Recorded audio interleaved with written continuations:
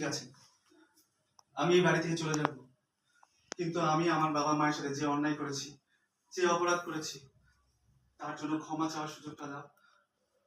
বাবা মা, আমি জানি না তোমাদের কাছে কিভাবে ক্ষমা চাইবো।